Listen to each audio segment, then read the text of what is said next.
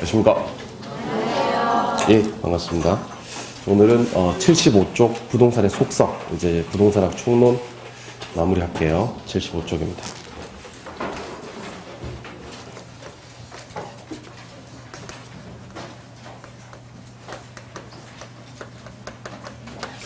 자, 지난 수업에서 했었던 건 부동산의 특성이었고요. 지금도 보실 건 부동산의 속성입니다. 속성이란 건 부동산을 무엇으로 볼 것인가 하는 문제입니다. 그래서 제목이 전부 다 멋멋으로서의 부동산입니다. 멋멋으로서의 부동산.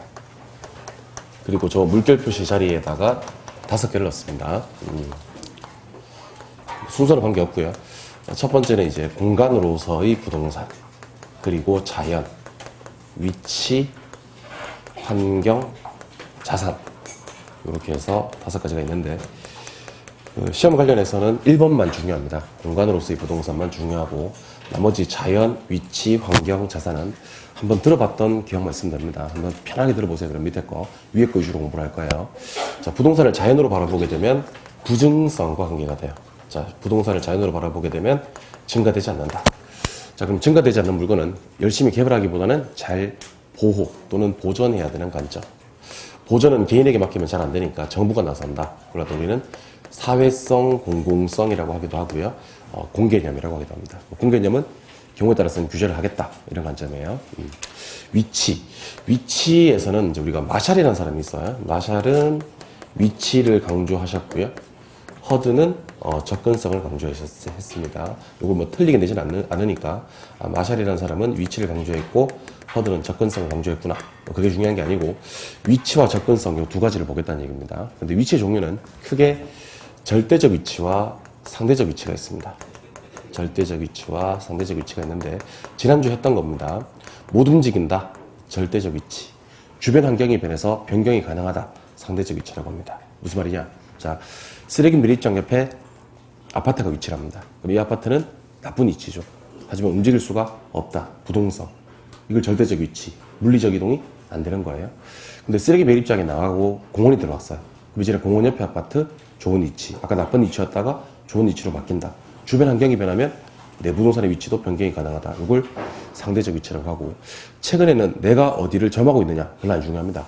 그럼 뭐가 중요하냐? 주변에 무엇이 들어서느냐가 훨씬 더 중요한. 그러니까 상대적 위치가 훨씬 더 중요한 세상이 되어버렸다. 이 정도만 기억하시고, 접근성이라는 단어에 대해서 소개를 해드릴 건데요. 접근성은 뭐랑 비교하셔야 되냐면 근접성이라는 단어랑 비교하셔야 돼요. 자, 보세요. A와 B가 있고요. A와 C가 있어요. A와 B가 거리가 가까워요. 이걸 근접성이라 그래요. 근접성.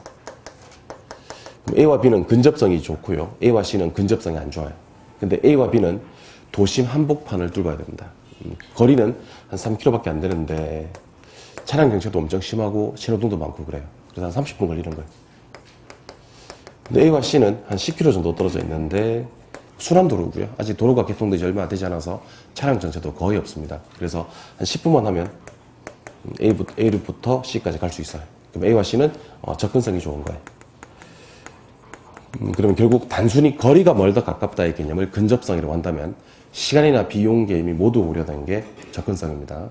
그래서 최근에는 교통이 워낙 발달했기 때문에 근접성보다는 접근성이 훨씬 더 중요한 세상이 되어버렸고, 여기서 이제 우리 객관식 자격시험에서 조심하셔야 될 문구가 있습니다. 자, 일반적으로 접근성이 좋으면 부동산의 가치는 높아진다. 이건 맞는 말이에요. 근데 접근성이 좋으면 반드시 부동산의 가치는 높아진다. 이건 틀린 말입니다.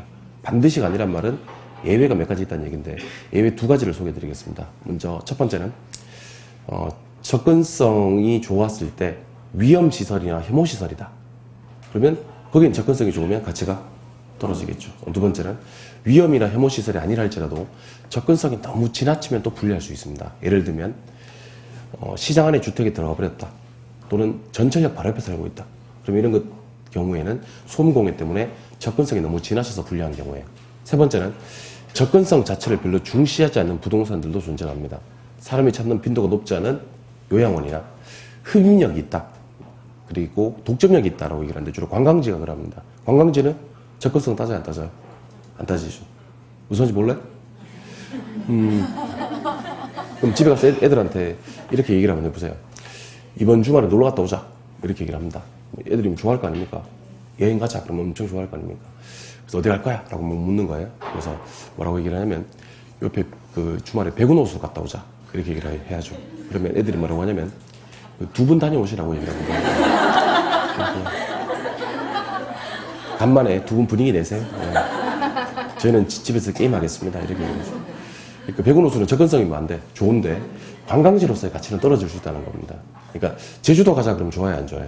엄청 좋아할 거고, 해외여행 가자 그러면 더 좋아합니다. 그러니까, 요양원이나 관광지 같은 경우는 뭐 접근성이 멀고 가깝고의 개념이 아예 필요가 없는, 중시되지 않는 그런 개념일 수 있다. 그래서, 방금 들어서 알겠지만, 일반적으로는 접근성이 좋으면 가치가 높지만, 반드시 그러한 것은 아니다. 뭐 그렇게 이해를 하시면 좋을 것 같아요. 알겠죠? 객관식이니까 이런 것도 좀 기억을 하셔야 돼. 환경. 나중에 저 뒤에 가시면 우리가 이 환경을 동일 수거권이라고 배우세요. 동일 수거권은 뭐냐면 주거지 같은 경우는 통근 가능한 범위를 경계를 하고 있고요. 상업지 같은 경우는 배우지 권역까지를 경계를 하고 있습니다. 그러니까 결국 부동산을 둘러싸고 있는 걸 환경이라고 하는 거예요. 그래서 부동산은 환경의 구성분자이며 환경은 부동산을 지배하게 됩니다. 이때 환경은 방금 소개해드린 바와 같이 경계가 있어요. 뭐 통근 가능한 범위, 배우지 권역 이렇게 해서 무한대로 확장되는 것이 아니라 차단되기도 한다. 그 정도만 기억하시면 되고, 자산은 내 돈을 자본이라고 하고요. 남의 돈을 부채라고 해서 합치면 이제 이게 자산이 됩니다. 이건 지난 수업할 때 했었던 건데, 우리가 부동산 혹시 자가 소유하고 계시는 분들은요, 부동산은 대표적인 내 자산이다라고 생각하시면 됩니다. 내 자산의 가장 큰 비중을 차지하는 것이 부동산일 가능성이 많죠.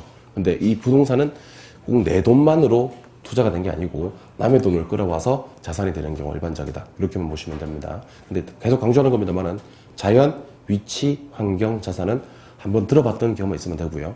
수업 관련해서는 이 공간과 관련되는 개념을 꼭 기억하셔야 됩니다. 자, 공간은 영속성과 관계가 됩니다. 파괴되지 않는다는 성질, 영속성이고 항상 3차원 공간을 따지면서 우리가 뭘 공부하냐면 부동산 소유권의 범위에 대해서 공부를 하게 됩니다.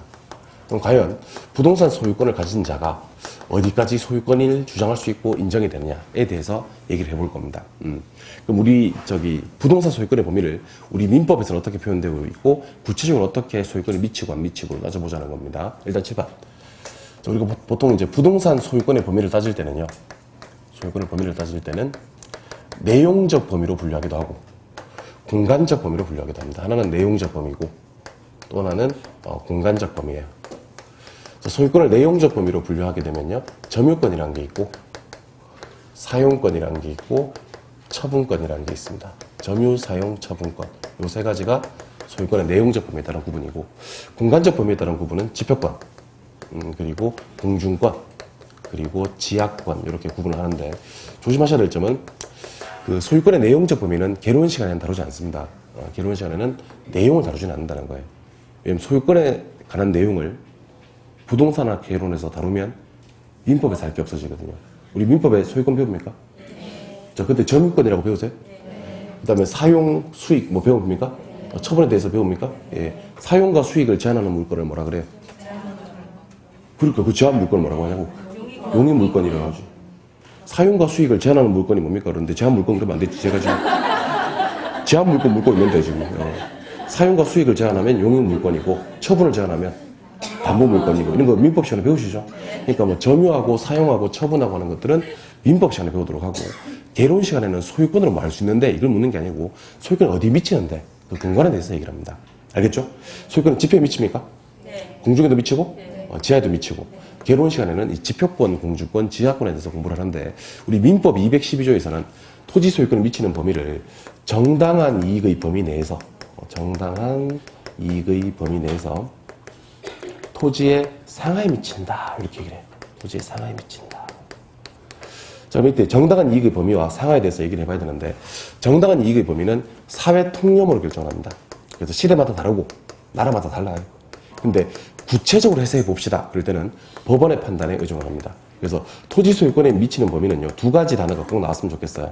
먼저 첫 번째, 토지 소유권에 미치는 범위는 어떻게 판단합니까? 라고 물었을 때는 사회 통념으로 판단한다. 이렇게 얘기하시면 되고 구체적, 이 말이 꼭 나옵니다. 구체적으로 해석해야 될 때는 어떻게 합니까? 그러면 법원의 판단에 의존한다. 이렇게 보시면 됩니다. 무슨 말이냐, 이거. 우리 왜 일조권이나 조망권 같은 분쟁이 붙는 경우 있잖아요. 그죠?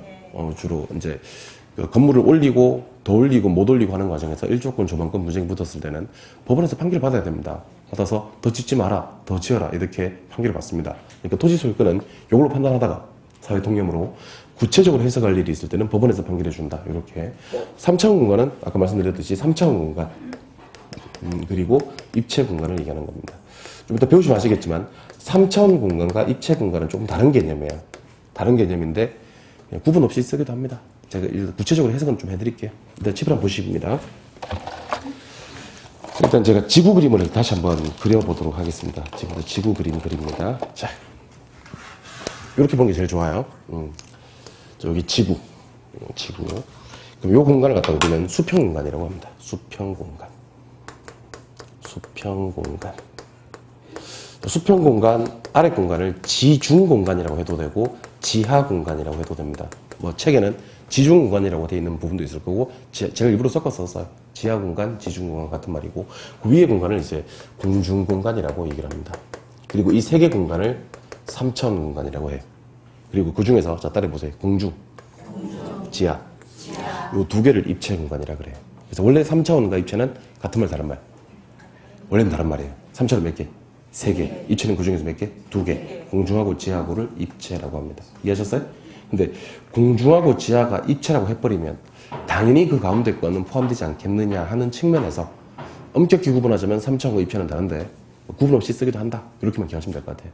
3차원, 그러니까 엄밀히 따지자면 3차원 몇 개? 3개. 입체는 몇 개? 2개. 근데 실무 나가면 구분 없이 씁니다. 알겠죠? 그러니까 나중에 중개 실무 나가면 우리가 분명히 낮이라고 배웠던 단어들 있잖아요. 그 실무 나가서는 낮이란 말을 안 써요. 나대지라 그래요. 낮이가 꼭 나대지는 건 아니거든요. 근데 그렇게 쓴다고. 어쩔 수가 없어. 우리도 그렇게 써야 돼. 가슴 이렇게 쏙 한 구석은 좀 찝찝하죠. 왜냐하면 낮이와 나대지는 분명히 다른 말인데. 근데 그렇게 쓴다고. 3차원과 입체도 그렇게 써요. 알겠죠? 이때 수평 공간을 이용할 수 있는 권리를 지표권이라 그래요. 지표권. 자, 지하 공간을 이용할 수 있는 권리를 지하권이라고 합니다. 여기서 잠깐. 자, 지금 지표가 나왔죠? 그럼 지하가 나왔잖아요. 공중간을 이용할 수 있는 권리를 무슨 권이라고 하는지에 대해서 기억을 하셔야 되는데, 이걸 갖다가 좀 조심하셔야 될 게, 지상권은 그러면 안 돼요. 지표, 지하, 지상이 맞을 것 같은데, 내가 생각해도 맞아요. 맞는데, 우리 부동산학이라는 학문이 50년이 채 안 된 학문입니다. 그럼 그 전에 민법이라는 학문은 존재를 했어, 안 했어요?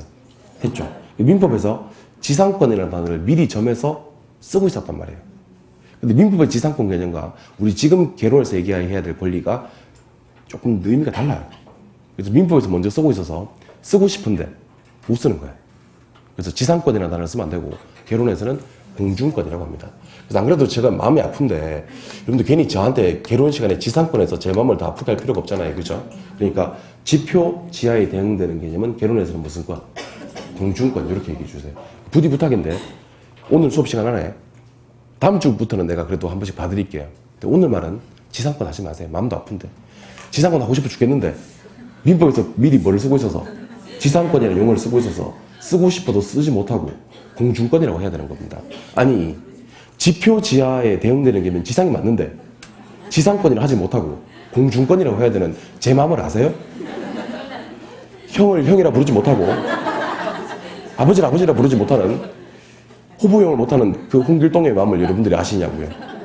그러니까 괜히 얘기하면 마음 아프니까 지표 지하에 대응되는 개념은 앞으로 개론 시간에는 무슨 권? 공중권. 이렇게 통일합시다. 알겠죠? 예. 그러면 공중권의 종류가 두 가지 공중권이 있습니다. 사적 공중권이 있고 공적 공중권이 있어요. 예. 지하권도 두 가지가 있어요. 사적 지하권과 공적 지하권이 있어요. 사적은 소유권이 미치고요. 공적은 소유권이 안 미칩니다. 그러니까 지하권도 사적만 미치고 공적은 안 미치고요. 공중도 사적은 미치고 공적은 안 미칩니다. 자, 그럼 좀 쉬운 것부터 한번 해볼게요. 여러분들, 지하수 먹으면 돼요, 안 돼요? 지하수 먹으면 돼요? 그 우물 길어서 먹어도 되는 거예요?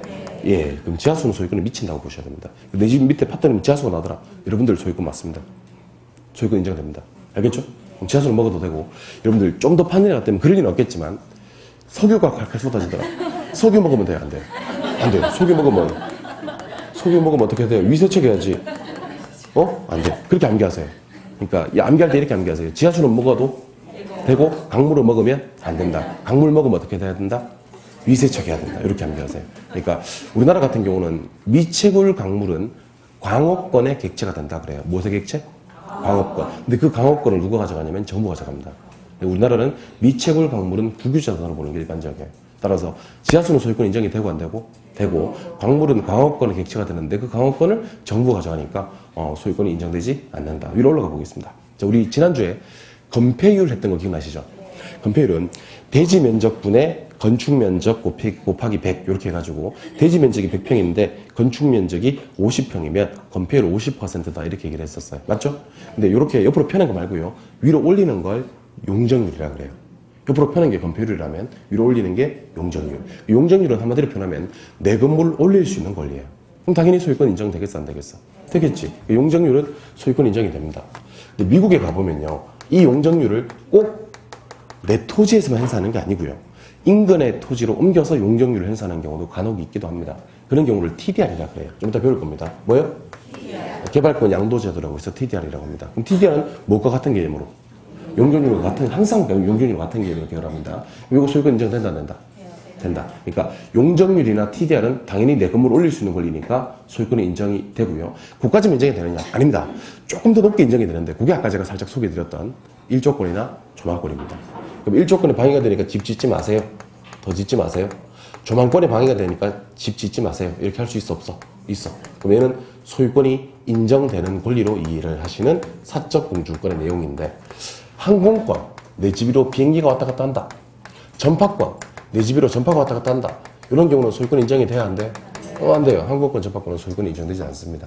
그래서 어디까지 소유권 인정이 되고 인정되지 않는지를 기억하시는 게 좋은데 특히 좀 중요한 게 하나 있습니다. 이거 나중에 공법 시간에, 건축법 시간에 상당히 중요한 테마로 다루는데 한 번 더 따라해볼까요? 용적률.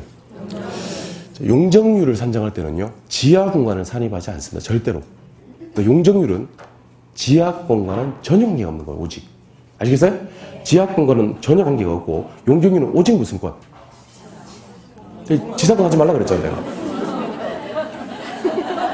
내가 괜히 마음만 내가 그 얘기하지 말라 그랬지. 지상권 얘기하지 말라 그랬잖아. 마음 아프다고. 내가 하지 말라. 다시. 다시. 자, 용적률은요. 지하권을 산입하지 않는다 그랬죠. 그럼 용적률은 오직 무슨 권? 오직 공중권과 관계가 되는 겁니다. 오직 공중권. 그러니까 용적률 TDR은 지하 공간과 전혀 관계가 없다. 이걸 못을 박아 놓으시기 바랍니다. 알겠죠? 자꾸 시험에 지하 공간 활용하는 방법에 그러면서 용적률이나 TDR 같은 걸 냅니다. 용적률 TDR은 오직 무슨 권? 공중권. 지하와는 전혀 관계가 없다. 이렇게 기억을 하시기 바랍니다. 알겠죠? 근데 사실 공중하고 지하하고 중에서요. 공중은 사익과 공익이 상충될 여지가 적어요. 왜 적냐면 항공기가 우리 집 바로 위에서 왔다 갔다 하는 게 아니란 말이에요. 상공 3,000m, 4,000m 이상에서 왔다 갔다 하기 때문에 토지 소유자의 토지용에 전혀 지장을 주지 않고요. 전파는 눈에 보이지도 않고요. 근데 지하로 한번 내려가 볼까요? 지하. 자, 요즘에는 정부가 지하 사업을 많이 해야 안 해요. 여러분, 불과 한 십몇 년 전만 하더라도요. 밖에 딱 나가보면 전부 다 전기줄 막 이렇게 많았잖아요. 그죠? 요즘 그 선들이 다 없어졌어요. 지하로 많이 매설하거든요. 맞나요? 그 다음에 지하철 한번 생각해보세요. 지하철. 1호선, 2호선, 3호선, 4호선, 5호선, 6호선, 7호선, 8호선, 9호선, 신분당선, 무슨 선 해가지고요. 정부가 지하선을 엄청나게 많이 합니다. 그리고 최근에 짓는 쇼핑센터, 초대형 쇼핑센터 들어가 보시면 지하 6층, 7층을 막 파내려갑니다. 그럼 개인도 지하 사용을 많이 하고 정부도 지하 사용을 많이 하기 때문에 지하는요. 사익과 공익이 상충될 여지가 상대적으로 많다고 보여지는 거예요. 그래서 깊이를 정합니다. 토지 소유자의 소유권이 인정되는 깊이, 그 깊이를 우리는 한계심도라고 하기도 하고요. 한계심도. 그 다음에 일본에서는 이걸 대심도라고 하기도 합니다. 그럼 여러분들 대답 한번 해보세요. 이 심자가 무슨 심자겠어요? 깊을 심자겠지. 깊이를 말해요. 이게 마음 심자겠어요? 이 깊을 심자지. 이게 내 마음이야 할 때 그 마음이겠어? 깊을 심자가 됩니다. 자, 그러면 한계심도까지는 소유권 인정이 되고 안 되고? 되고.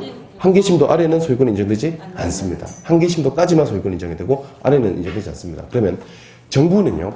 대부분의 공익사업은 어디서 할 거냐면 아마도 한계심도 아래서 합니다. 한계심도 아래. 그래야지 보상을 안 해도 되거든요.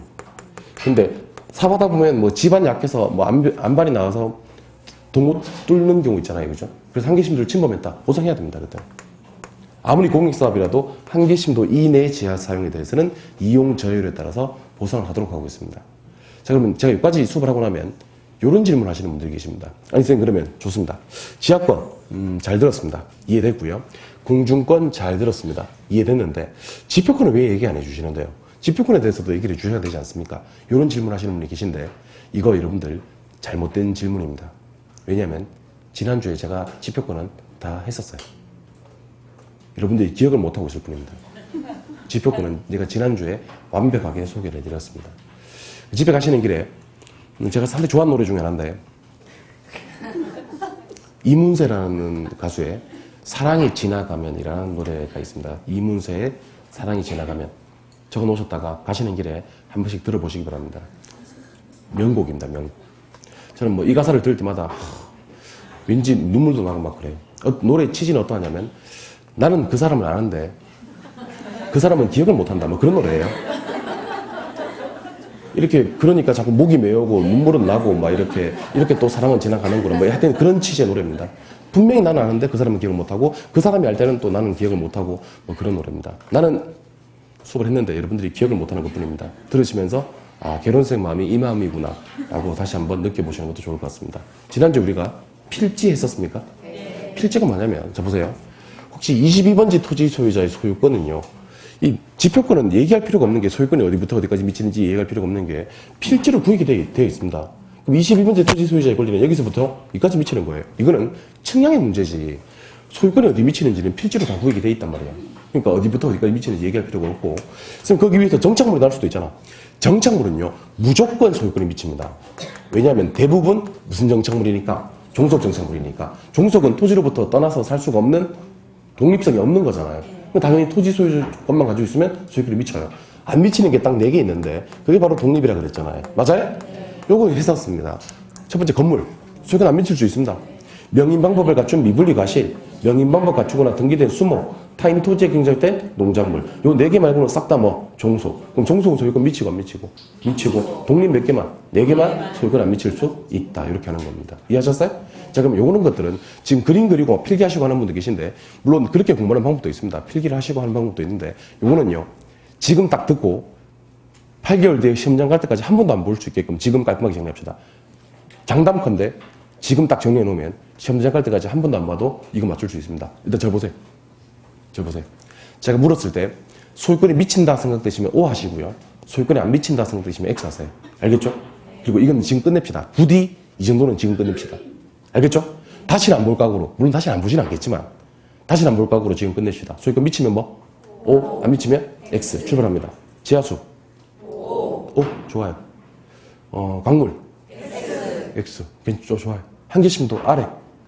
X. 안 미칩니다. 한계심도 이내. O. 미칩니다. 1조권 조망권. O. 항공권 전파권. X. 용적률 TDR. 그건 소유권 당연히 미치지. 그 다음에 토지로부터 독립성이 없는 종속적인 정착물. O. 얘는 토지만 가지고 있어도 토지를 떠나서 살 수가 없는 것들이니까 소유권 미치지. 토지로부터 독립성이 있는 부착물 4개. X. 걔는 소유권 안 미칩니다. 방금 안 틀리신 분들 시험 나갈 때도 안 틀립니다. 이거는 감각입니다. 감각이지. 이걸 틀리고 이런 사람은 잘 없어요. 귀해요. 진짜 귀하다 이거 틀리는 사람. 알겠죠? 맞추는 사람을 찾기가 쉽지 틀리는 사람은 진짜 찾기 어려워요. 귀하니까 그냥 그렇게 기억하시고. 자, 물에 관한 권리 중에서 유역주의라는 게 있고요. 편하게 한번 들어주세요. 시험에 나오는 건 아닌데 책에 있어서 선용주의라는 게 있습니다. 자, 물을 골고루 쓰자는 주의가 유역주의고요. 먼저 온 사람에게 선착순주의, 독점권을 부여하자는 게 선용주의입니다. 참고로 물이 습인한 지역에서는요. 골고루 쓸 만큼의 충분한 물이 존재하기 때문에 유역주의를 채택하고요. 건조 지역에서는 선용주의를 채택합니다. 자, 건조 지역에서 선용주의를 채택하는 이유에 대해서 알려드리겠습니다. 혹시 물이 귀한 건조 지역에서 물을 골고루 쓰다가는 유역주의를 채택하다가는 농작물을 재배할 만큼의 충분한 물 확보가 안 될 수 있어요. 그럼 어떻게 돼요? 다 굶어주고. 그래서 선용주의를 채택할 수밖에 없는 게 일단 농작물을 재배할 수 있는 만큼의 충분한 물은 확보를 시켜줘야 되기 때문에 건조 지역에서는 선용주의를 쓰고요. 참고로 우리 민법에서는 유역주의를 채택하고 있다는 것도 참고하시면 좋겠습니다. 뭐 시험에 나오지는 않습니다. 그냥 이런 게 있다. 이번에는 하천. 자, 이 하천이 지금 하천이에요. 하천 소유권을 정부가 개인에게 주는 경우가 있어요. 그리고 하천 소유권을 절대로 개인에게 안 주고 도로와 똑같이 취급하는 경우가 있습니다. 그럼 정부가 소유권을 가져간다는 얘기지. 자, 보세요. 일단 하천 주변에 갑이 살고 있어요. 하천 주변에 을이 살고 있어요. 잘 살고 있고 아무 문제 없어요. 근데 이 하천이 배가 왔다 갔다 할 수 있다. 자, 배가 왔다 갔다 할 수 있다는 말이 시험에 낼 때는 항해라고 얘기를 합니다. 항해. 자, 항해가 가능하다라고 얘기할게요. 항해가 가능하다. 배가 왔다 갔다 할 수 있다는 얘기죠? 그때는 갑의 소유권을, 자, 따라해보세요. 가장자리. 가장자리. 갑과 을의 소유권을 하천의 가장자리까지만 인정해 줍니다. 그러니까 갑 소유권 요까지, 을 소유권 요까지. 하천 소유권을 누가 가져갑니다? 정부가 가져갑니다. 이해하셨어요? 그럼 얘는 도로와 똑같이 취급이 되겠죠? 그러면 왔다 갔다 하는 배들은 갑과 을에게 통행료를 지불할 필요는 없네요. 왜냐하면 가장자리까지만 소유권을 줬으니까. 근데 항해가 불가능할 때는, 항해가 불가능할 때는, 자, 따라해보세요. 중앙선. 임의로 수로에 중앙선을 그어요. 그래서 갑의 소유권을 중앙선까지 연장시켜주고 을의 소유권을 중앙선까지 연장시켜줍니다. 그러니까 여러분들이 저한테 얘기해야 될 대답은, 자, 따라해보세요. 가장자리, 중앙선. 이 대답을 까먹을 수는 있을지 몰라도요, 내용을 까먹으시면 안 돼요. 내용을. 왜냐면 가장자리와 중앙선은 시험 나오는 지문이니까. 근데 내용을 까먹어버리면 OX를 못하니까. 자, 일단 저 보세요. 배가 왔다 갔다 할 수 있을 때 정부가 개인에게 하천 소유권을 준다 안 준다? 안 준다. 줘버리면 배가 왔다 갔다 할 수 있는데 개인에게 하천 소유권을 줘버리면 왔다 갔다 하는 배들한테 개인들이 통행료 받을 거 아니에요. 그죠? 그러니까 그때 안 준다. 안 준다가 무슨 말이야? 가장자리야. 알겠죠? 근데 배가 왔다 갔다 할 수 없을 때는 개인에게 하천 소유권을 줘버린다 안 줘버린다? 줘버린다. 필요도 없으니까 정부도. 준다가 뭐예요? 중앙선. 그 개념만 이해하고 있으면 됩니다. 알겠죠? 그 다음 하나 더. 이 중에서 제일 중요한 관계만 얘기해봐라. 그러면 TDR입니다. TDR. 그럼 저랑 지금부터 TDR에 대한 심도 깊은 대화를 한번 나눠봐야 됩니다. TDR에 관한 심도 깊은 대화를 한번 나눠보도록 하겠습니다. 출발 한번 보시죠. TDR. 제가 감기가 좀 심하게 걸렸어요. 목소리 좀 이상하죠? 네, 감기가 좀 심하게 걸렸습니다. 어제까지는 좀 잘 움직이지도 못했습니다. 근데 병원에 가서 약을 갖다가 제가 콧물이 나거나 이렇게 그러면 강의를 못하니까 약 갖다가 좀 세게 좀 조절을 해달라. 의사한테 그렇게 얘기를 했어요. 세게. 콧물이 절대로 안 나도록. 콧물이 지금 절대로 안 납니다, 지금. 어제 내가 그 얘기를 좀 강력하게 했거든. 내일 강의를 해야 되니까 이게 콧물이 나면 안 되니까 약을 갖다가 좀 심하게, 좀 세게 좀 지어달라 이랬더니만 세게 콧물도 안 나고 지금 침도 안 나요. 이거 온몸에 물이 다 말랐어. 그래서 내가 지금 목이 상당히 좀 건조하고 막 그렇습니다. 목 바짝바짝 타고 좀 그러네. 약 때문에 그런 것 같아요. 약 때문에. 잠도 오고 짝 몽롱하네. 기분 괜찮네요. 기분 괜찮아.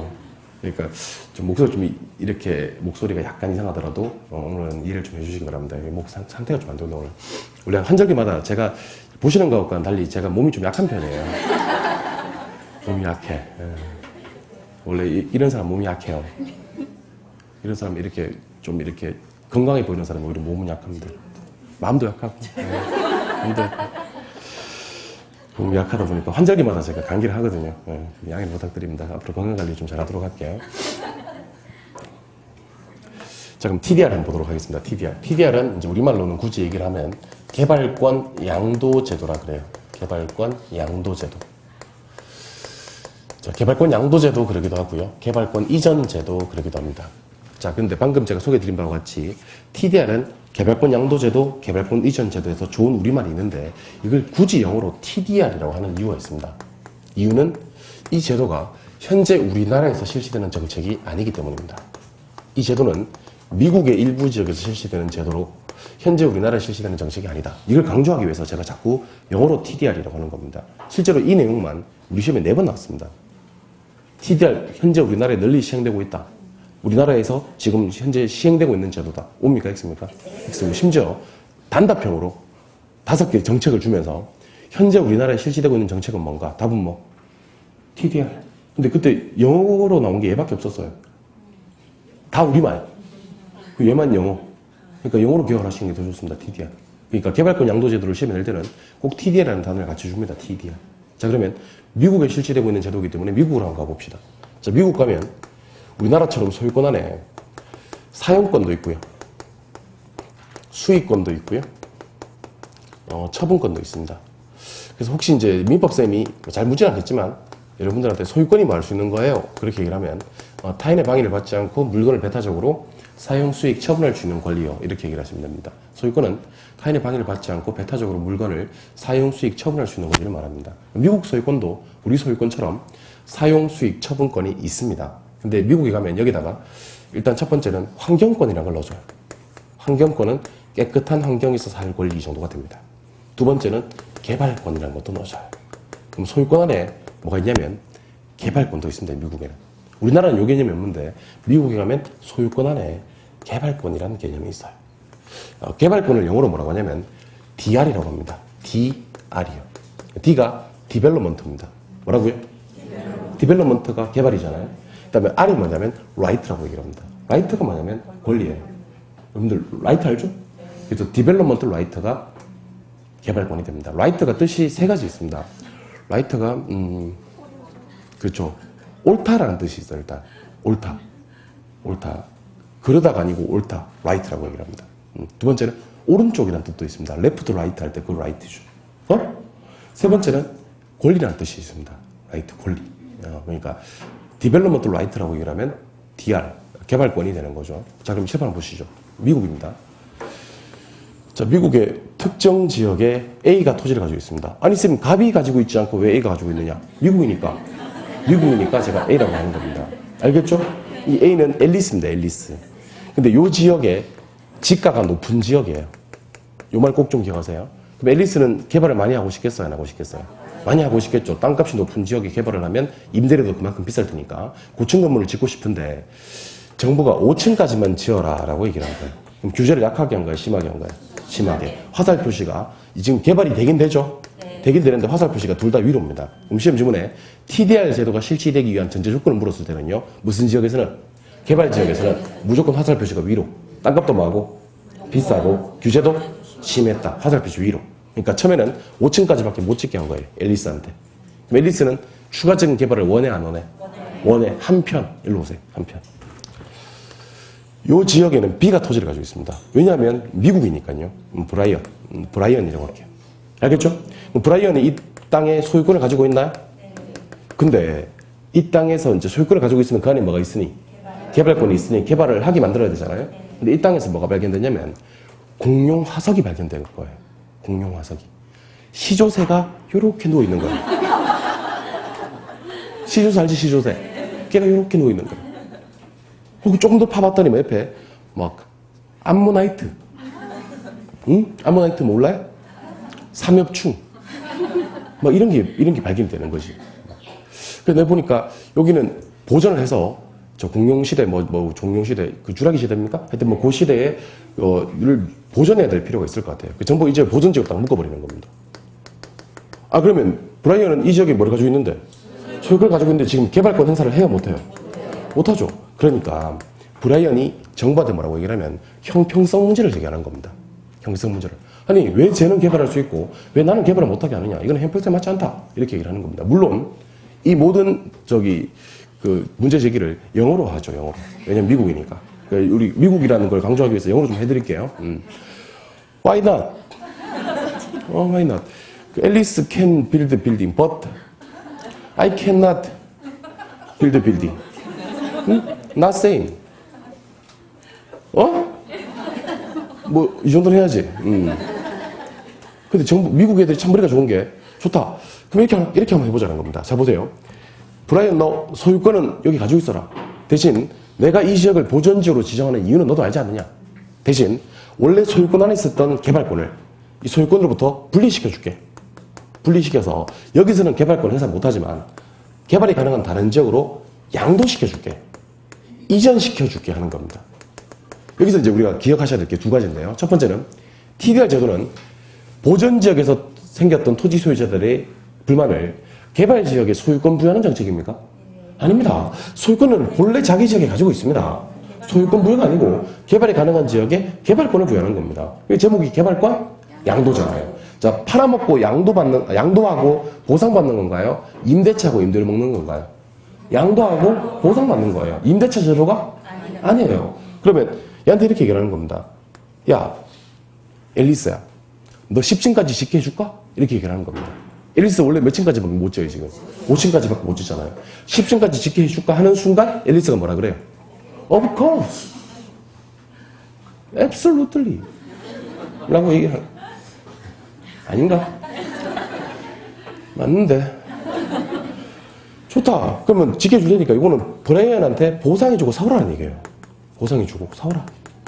자, 그럼 보세요. 얘는 원래 추가적으로 개발 더 할 수 있어서 좋고, 얘는 여기서 개발권 행사 못하는 걸 옮겨서 개발권 행사할 수 있어서 좋은 거예요. 그래서 이 제도를 잡으세요. 개발권을 영어로 DR이라 그랬잖아요. 디벨롭먼트 라이트를 양도한다, 이전한다를 갖다가 트랜스퍼라 그래요. 뭐야? 트랜스퍼. 그러니까 DR을 트랜스퍼한다 그래서 뭐라고 한다고요? TDR 제도라고 한다고요. 자, 그럼 이 제도는 장점이 A가 보상한 거예요. 사적 자금을 통한 보상이라 그래요. 또는 시장 기구를 통한 보상이라 그래요. 절대로 정부가 공적 자금을 투입해서 보상했다. 이런 말이 나오면 X예요. 정부는 돈 한 푼 안 들었습니다. 이해하셨어요? 두 번째, TDR 제도는요, 지하권과 관계가 있어요, 없어요? 없어요. 오직 공중권이에요. 자, TDR은 우리나라에는 없는 말인데 굳이 우리나라에서 개발권과 가장 비슷한 말을 찾아보자면 용적률이에요. 무슨 율이요? 그 용적률과 개발권이 가장 유사한 말입니다. 그럼 용적률은요, 사적 공중권과 공적 공중권 중 내 건물을 높일 수 있는 권리니까 무슨 공중권? 사적 공중권. 공적 공중권도 아니고 사적 공중권. 지하권이 아니고 무슨 권? 공중권. 사적이라는 말이 나오는 이유는 보상이라는 말이 나왔기 때문에. 맞아요? 이 제도를 실시하면 이제 형평성이 맞아요. 뭐가 맞아요? 근데 우리 배웠습니다. 지난 수업 때. 효율성과 형평성은 상충관계에 있다. 형평성을 강조하는 순간 효율성이 떨어진다. 그래서 제가 지난주에 어떻게 수업을 진행했냐면 TDR 형평성 할 때 TDR에 동그라미 하나 그랬어요. 그럼 TDR 제도는 뭐를 추구하기 위한 정책인데 형평성을 추구하기 위한 정책인 단점으로는 뭐가 떨어진다? 효율성이 떨어진다. 왜 떨어지는지 보겠습니다. 자, 여기 브라이언만 사는 게 아니거든요. C, D, E, F, G가 산단 말이에요. 맞아요? 얘들이 다 개발권 양도 한번 해봐요. 다 개발권 양도 해봐요. 그럼 엄청 고충건물이 생겨버리겠죠? 그러면 아직 기반 시설은 미비되었는데 건물만 고층화되어 버리면 교통 혼잡 문제 야기 되겠죠. 일조권 조망권이나 통풍 채광 문제 야기 되겠죠. 토지 이용 효율성은 이전보다 떨어질 수 있다는 거예요. 이게 뭐는 높아지는데 형평성은 추구가 되는데 효율성은 떨어지는 정책이 바로 이 TDR 정책이 됩니다. 이해하셨나요? 예. TDR 정책에서 제가 지문 역할을 볼 테니까 여러분들 저한테 OX로 한번 대답해 보세요. 첫 번째, TDR 제도는 현재 우리나라에 널리 시행되고 있다. 미국에서 시행되고 있는 제도고요. 개발이 가능한 지역에 소유권 부여하는 정책이다. 뭐예요? 개발권만 양도하는 거. 소유권은 본래 지역에 가지고 있어요. 세 번째, 이 제도는 공중권을 임대차 하는 제도다. 임대차가 아니고 양도 제도죠. 네 번째, 개발 지역의 지가는 낮아야 좋고 규제가 완화돼야지 TDR 제도가 활성화됩니다. 지가도 높고 규제도 강화. 공적 자금을 투입을 통한 보상이다. X. 무슨 자금? 사적 또는 시장이 보상하게 만드는 것이다. 맞나요? 예. 여섯 번째, TDR 제도는 효율성을 추구하기 위한 정책이다. 뭐를 추구한다? 형평성을 추구하기 위한 정책이다. 그런 제도입니다. 이해하셨어요? 근데 이 제도가 우리 부동산학 개론 시험에 나오는 걸 보니까 TDR 제도가 우리나라에 도입될 수도 있다는 얘기예요. TDR 제도가 우리나라에 도입이 되면 어떤 일이 발생하냐면 개발 제한 구역의 지가는 폭등합니다. 왜냐하면 현재 우리나라는 어떻게 하고 있냐면 개발 제한 구역을 지정하잖아요. 그러면 그 지역은 농사밖에 못 지어요. 신축이 안 되니까요. 농사밖에 못 지어. 비닐하우스 정도 하고 농사 못 짓는 땅이 됩니다. 그래 놓고 뭐라고 하냐면 보상 한 개도 안 합니다. 팔자라고 얘기를 합니다. 너 팔자야 그거. 어쩌니? 개발 제한 구역 지정해야 되는데 어쩌니? 그런데 TDR 제도가 시행이 되면 여기서 행사했어야 될 개발권을 다른 토지로 옮겨서 팔아먹고 보상을 받을 수가 있게 됩니다. 따라서 TDR 제도 우리나라에 도입이 되면 개발 제한 구역에 땅을 가지고 있는 사람들은 대박 납니다. 지가는 폭등할 겁니다. 왜냐면 거기서만 개발권 행사하는 게 아니고 옮겨서 개발권 행사하면 되니까. 선생님, 그럼 개발 제한 구역에 땅을 좀 사놓으면 좋겠네요? 당연하죠. 그럼 언제쯤 개발 제한 구역이 해제가 됩니까? 그럼 뭐를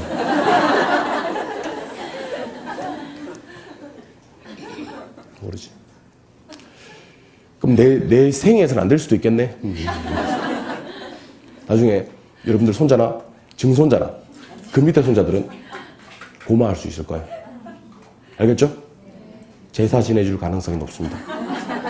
우리 조상들이 여기 땅 사놔서 내가 이렇게 편하게 사는 거구나. 이렇게 제사밥 얻어 드실 수 있을 것 같아요. 알겠죠? 우리 집은 제사 안 지내는데 그러면 하지 마. 여러분들 세대에서 힘들어. 아무튼 요 제도가 TDR 제도가 됩니다. 교재를 한번 볼까요? 교재. 자, 교재 75쪽으로 가봅니다. 75쪽. 자, 교재 75쪽에 가시니까 부동산의 본질, 속성, 존재 가치에서 박스 하나 나옵니까? 예. 그 박스 안으로 들어가서 1번부터 5번까지 묶어주십니다. 요게 이제 자연, 위치, 공간, 환경, 자산 이렇게 5가지 있습니다. 내려오시니까 1번에 표 바로 밑에 1번에 자연으로서의 부동산 나옵니까? 예. 두 줄 더 내려와서 동그라미 1번에 부증성이라는 글자 동그라미 두 줄 내려와서 부증성 동그라미 한 줄 내려와서 끝에 사회성 공공성의 밑줄 한 줄 내려와서 끝에 사회성 공공성의 밑줄 한 줄 더 내려와서 토지 공개념의 밑줄 한 줄 더 내려와서 보전의 동그라미 보전 개발 쪽보다는 보전을 해야 됩니다. 보전의 동그라미. 자, 쭉 내려오시면 2번에 위치로서의 부동산이라는 말이 나오는데 편으로 들어가서 1번의 절대적 위치와 2번의 상대적 위치를 묶어주시고 2번에 상대적 위치 할 때 상대적이라는 글자에 동그라미를 해주세요. 요즘에는 상대적 위치가 훨씬 더 중요한 세상이 되어버렸습니다. 상대적 동그라미. 한 장을 넘겨보시면요. 바로 2번에 부동산의 위치와 용도 및 접근성이 나오는데요. 동그라미 1번에 기역 체크하시고요.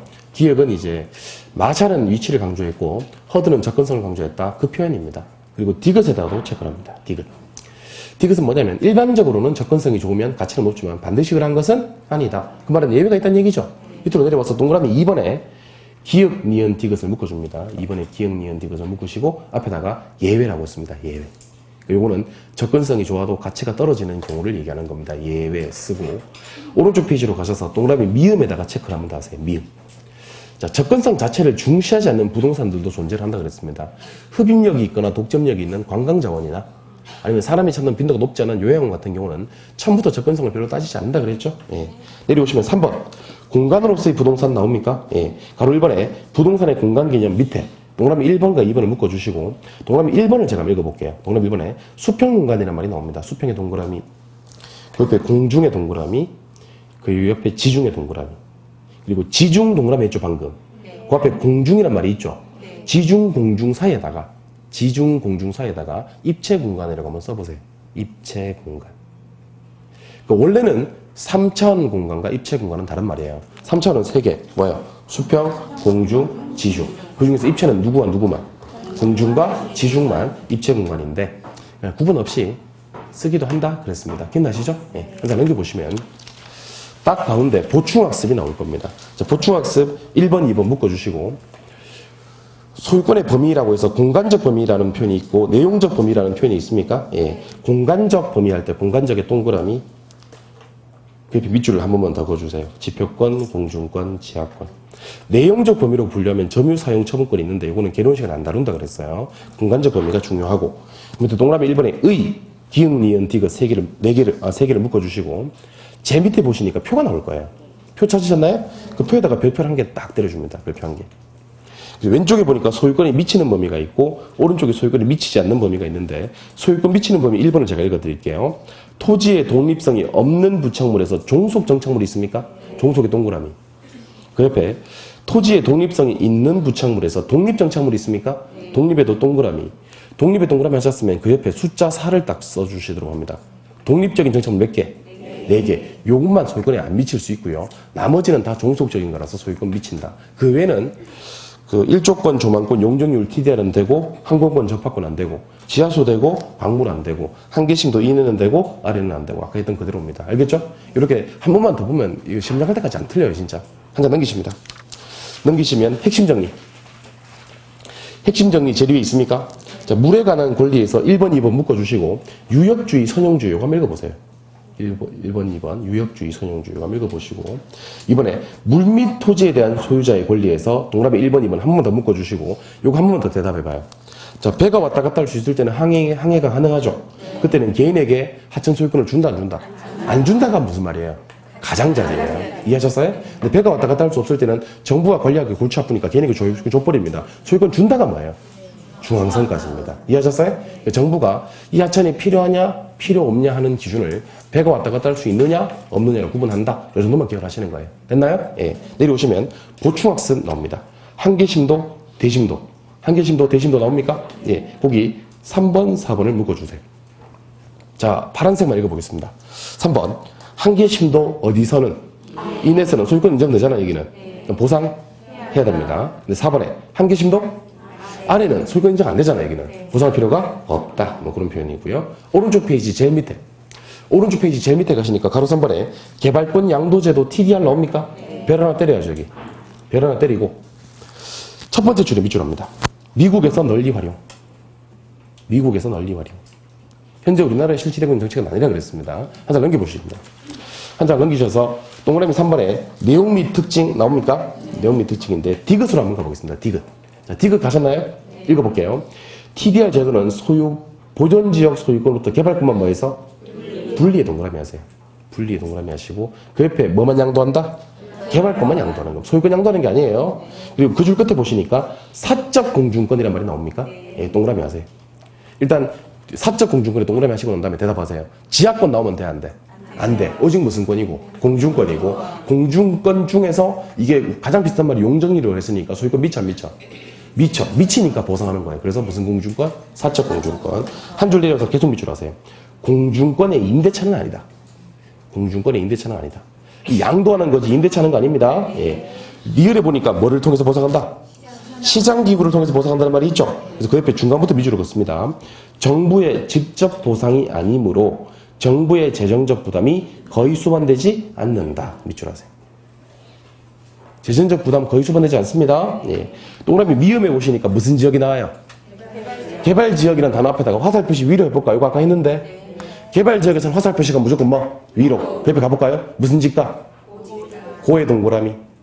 규제는 뭐? 강화 동그라미. 그러면 TDR 제도가 활성화되기 위해서는 개발지역의 지가가 싸고 비싸고? 비싸고. 규제는 뭐 될 때? 강화될 때.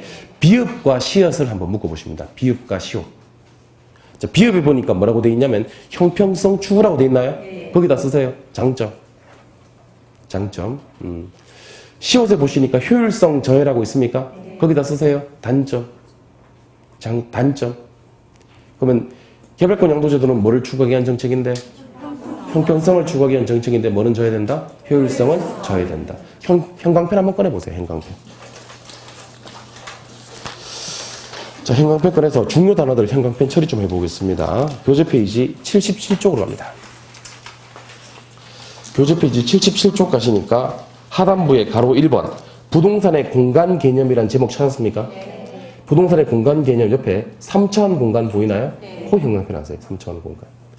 가로 1번에 부동산의 공간 개념 옆에 가로 안에 3차원 공간. 한 장 넘기십니다. 넘기셔서 동그라미 1번에 의 찾으세요.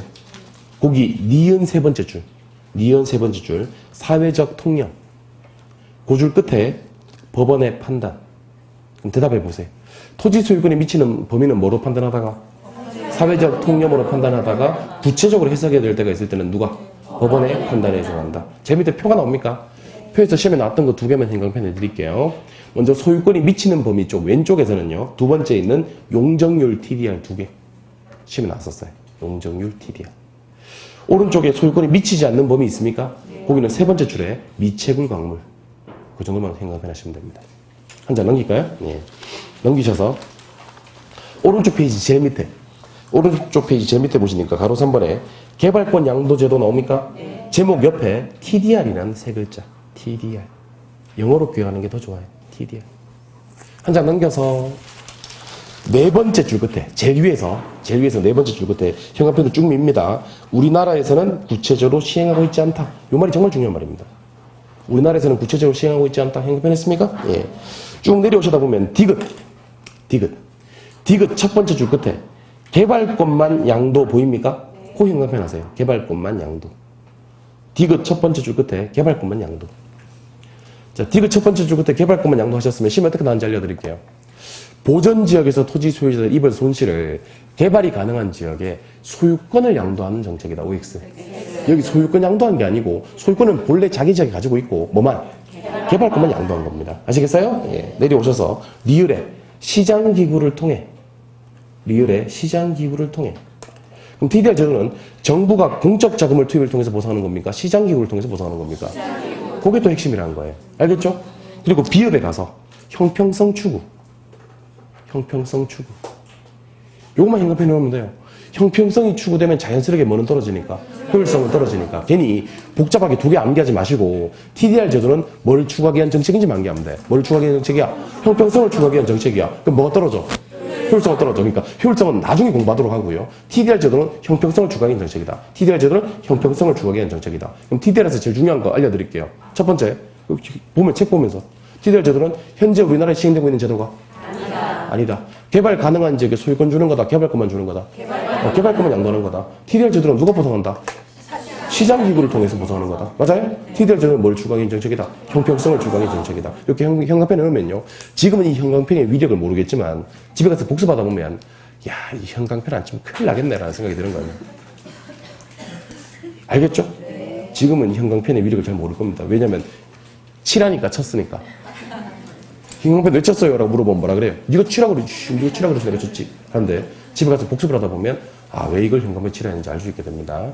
진도는 중간에 건너뛰고요. 500페이지부터 부동산 개발 관리 마케팅론부터 들어가도록 하겠습니다. 오늘은 2주차 수업인데 원래 가야 될 경제론은 다음 주에 미루도록 하고요. 개발 관리 마케팅론을 먼저 하도록 하겠습니다. 500조부터 출발합니다. 시겠습니다.